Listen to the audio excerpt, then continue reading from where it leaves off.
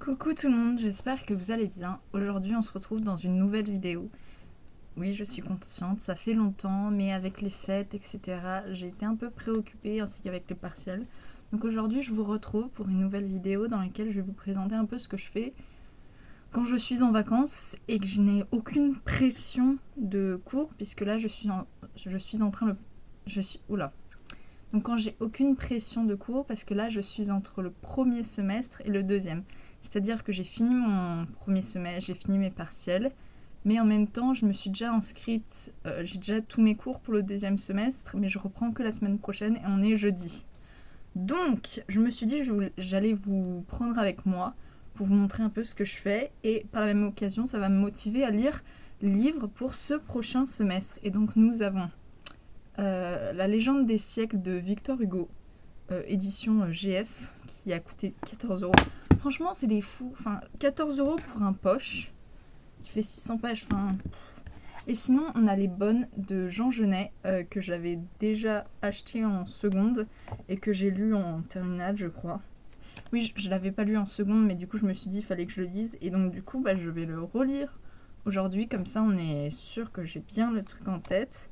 Il me semble qu'il fait une 50aine de pages, donc c'est une pièce de théâtre. Et donc du coup, je vous propose de me suivre dans cette lecture. Et ensuite, on verra après pour La légende des siècles, puisqu'il s'agit d'un recueil de poèmes. Et il me semble que ça raconte en fait la création de l'homme, enfin du début jusqu'à aujourd'hui, enfin jusqu'à Victor Hugo, si je me trompe pas. Mais comme c'est sous forme de poèmes, je pense, enfin je sais pas trop comment ça se lit. J'ai un peu du mal avec les recueils de poèmes, je sais pas trop comment les lire. Donc du coup on verra ça ensuite. Mais on va commencer par Les Bonnes de Jean Genet.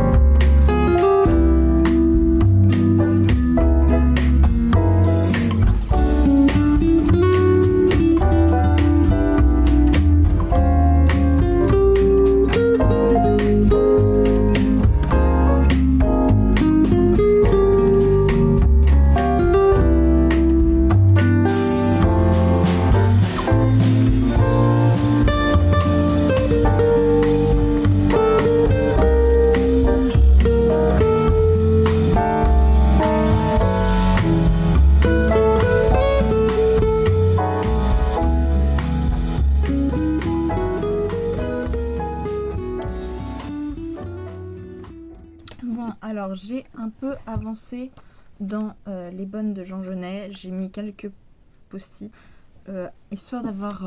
en fait, comme on étudie à chaque fois ces livres, c'est important d'avoir des repères, des thèmes qui reviennent. Par exemple, ici, j'ai mis le thème de la... Comment on appelle ça? De jouer, de faire du théâtre, enfin d'avoir un rôle. Voilà. Ensuite, le thème de la cruauté, le thème de la mort, et une citation que j'aimais bien. Et donc du coup, c'est assez intéressant. En fait, c'est l'histoire de deux bonnes qui travaillent pour une femme, pour une madame, et qui en fait n'aiment pas cette dame puisqu'elle est cruelle elle est cruelle. Et donc en fait, elles veulent la tuer pour récupérer son héritage. Voilà, et ça date des années 50, il me semble. Mais donc du coup, je connais un peu l'histoire puisque je l'ai lu il y a 2 ans, 2-3 ans. Et donc du coup, je replonge dedans. C'est intéressant de relire les livres parce que je trouve que ça t'apporte une nouvelle vision sur le livre que tu as pu lire. Sinon, ce que j'ai fait, c'est que je suis allée sur mon Goodreads parce que j'ai ajouté les livres que je voulais lire de ma Tibérard, notamment de ma pile à lire, pardon, notamment La légende des siècles de Victor Hugo. Et donc ça me fait 120 livres à lire, ce qui est énorme. Mon but cette année, c'était de... Enfin, cette année 2025, c'est de baisser ma palle à 50. Mais en fait, quand je disais ça, j'étais à 96. Sauf que j'ai oublié d'ajouter beaucoup de livres. Donc là, on est à 120. On va essayer. Mais il va falloir que je n'achète aucun livre. J'ai failli craquer hier, mais j'ai pas fait. Et il faut que j'essaie de me concentrer peut-être moins sur la bibliothèque et plus sur mes livres. Sur ma bibliothèque plutôt. C'était pour vous montrer. Je suis en train de lire Siege and Storm, qui fait partie de la saga Shadow and Bone de Leigh Bardugo. Pour ceux qui ne connaissent pas, c'est la saga qui est suivie ensuite par Six of Crows et l'autre truc, et enfin King of Scars, etc. Et donc du coup ça c'est le début, on va dire, de du Grishaverse. Et donc là, dans le premier tome, on découvrait Alina qui se découvrait des pouvoirs et qui était embarquée dans tout l'univers Grisha. Donc les Grisha, c'est des personnes qui ont des pouvoirs, et ceux qui ne sont pas Grisha n'ont pas de pouvoir. Et donc elle se retrouvait embarquée dans le royaume, dans les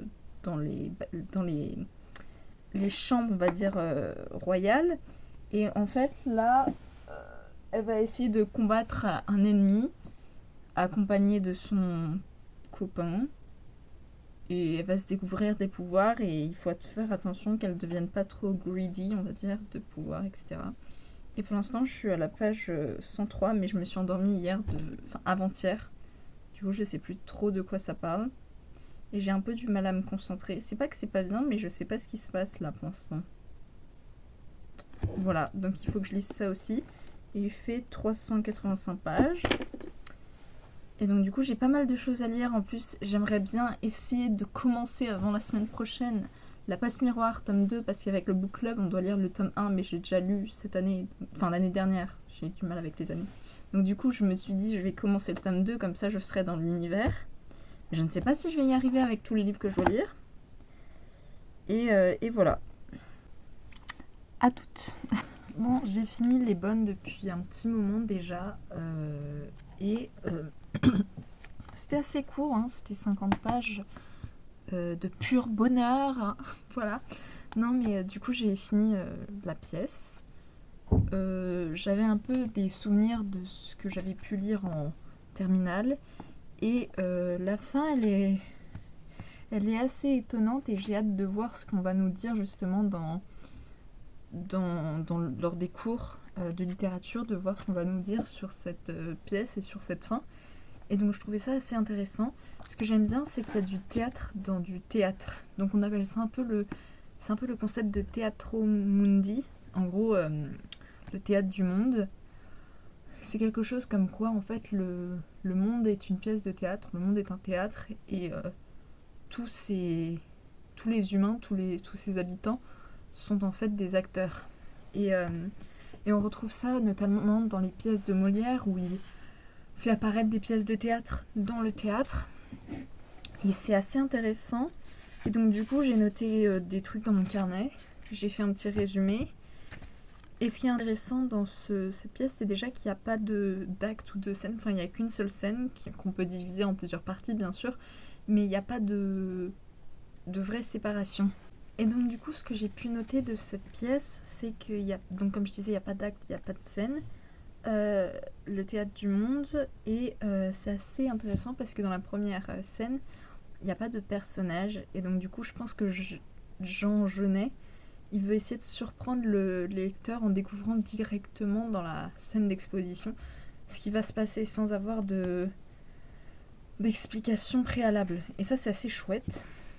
Et je trouve qu'il y a un jeu théâtral assez intéressant. Même donc quand les deux bonnes font une sorte de jeu théâtral, il y en a aussi un avec la madame là. Et je trouve ça... Enfin, je sais que vous n'avez pas lu la pièce, mais je trouve ça super intéressant.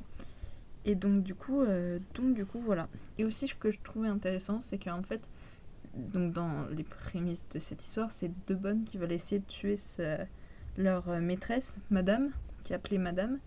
Et en fait, elle lui propose une tasse de tilleul, une infusion de tilleul dans laquelle elle met du poison. Et en fait, je me suis dit, mais le tilleul, est-ce que c'est important ou pas ? Et je pense que c'est important comme détail si on fait des recherches dessus.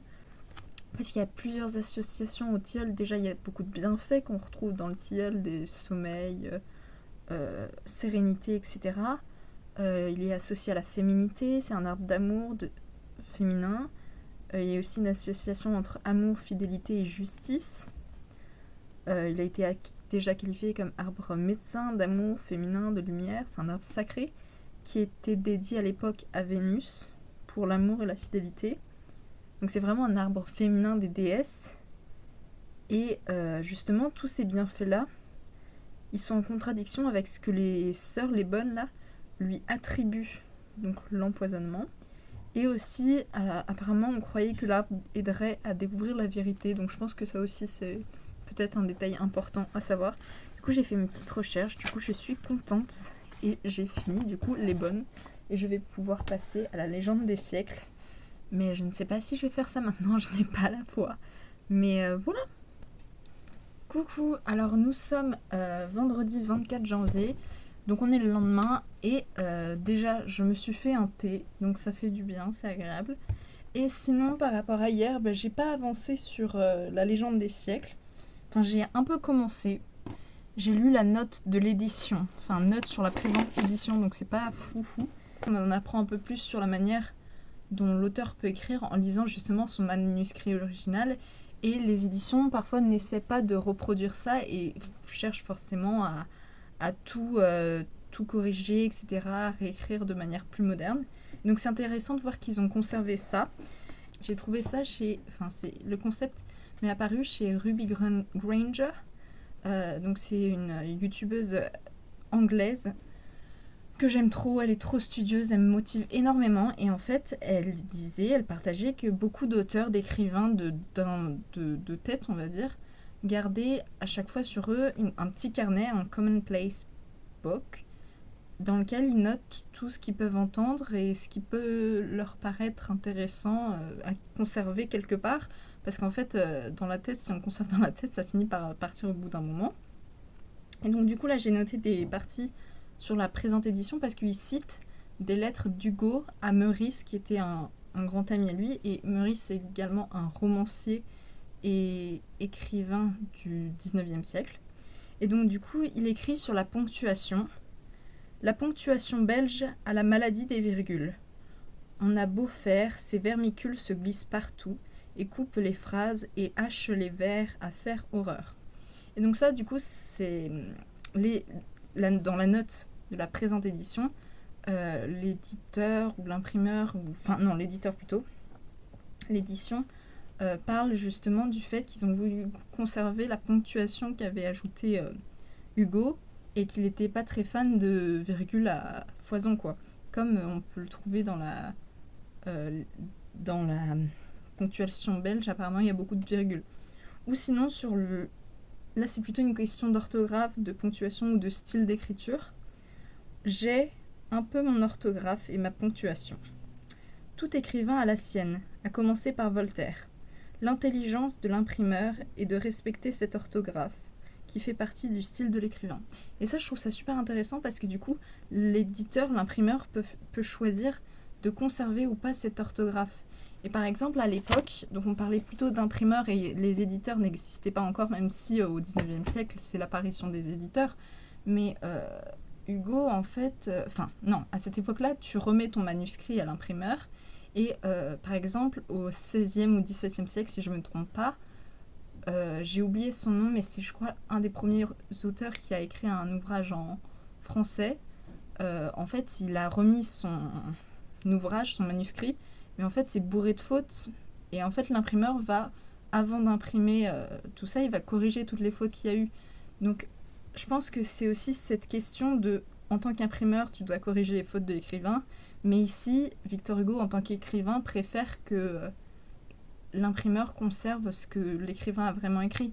Parce que, par exemple, Victor Hugo écrivait état, dans le sens l'état de l'eau, par exemple, ou l'état comme l'état, le gouvernement. Donc ces deux mots, ce même mot-là se distingue avec une majuscule. Quand c'est une majuscule, état, c'est dans le sens du gouvernement. Et Hugo ne faisait pas la distinction. C'est comme église, il ne mettait pas de majuscule. Donc en fait, c'est intéressant, ça permet de voir, même avec un détail aussi simple que ça, ce que l'auteur peut penser. Par exemple, il va pas différencier l'État de l'État. Voilà. Peut-être que c'était une mode à l'époque, j'en sais rien, mais enfin, ça nous apprend quelque chose sur ce que peut penser l'écrivain. Voilà. C'est comme si on disait Dieu en minuscule ou Dieu en majuscule. Je pense que ça dépend de chacun. Voilà. Donc c'était ma petite réflexion sur, sur ça. Sinon, j'ai vu, désolée, je parle beaucoup, mais j'ai vu une mini-interview de Alain Souchon dans une émission qui s'appelle Et si on lisait, je crois. Et donc on leur demande aux invités de ramener un livre qu'ils ont beaucoup apprécié. Donc Alain Souchon ramène La légende des siècles. Et il dit qu'il a découvert ce livre en 5e par son professeur qui a fait étudier à toute la classe ce livre tout le long de l'année. Et en fait, ça va de Caïn, donc à l'histoire d'Abel de Caïn, jusqu'à la vie de Victor Hugo. Enfin, on passe par le Moyen-Âge, par la Renaissance, etc. Et donc on passe par toute l'histoire des hommes, on va dire, enfin des hommes. L'histoire plutôt, je dirais, judéo-chrétienne, si on peut parler comme ça de cette vision de l'histoire. Et je trouve ça trop chouette. Personnellement, j'aime trop la couverture, enfin, j'aime trop la peinture. Je sais pas si c'est Babylone, la cité de Babylone. Babel, c'est la même chose, Babel et Babylone. Dites-moi en commentaire si vous connaissez la différence parce que je ne connais pas du tout. Je ferais mieux de chercher ça. Oh, c'est drôle, pardon, excusez-moi, je feuilletais. Il a dédié ce livre à la France. Livre qu'un vent emporte, en France où je suis né, l'arbre déraciné donne sa feuille morte. C'est beau. J'espère que je vais réussir à lire ces poèmes. Parce que j'ai du mal à lire les poèmes, j'espère que ça va se lire un peu comme l'Iliade et l'Odyssée de Homère, parce que, enfin, si je me trompe pas, ça c'est des poèmes, mais ça se lit un peu comme une aventure, pas comme un roman, mais comme une histoire, enfin comme un récit d'aventure, donc j'espère que ce sera pareil.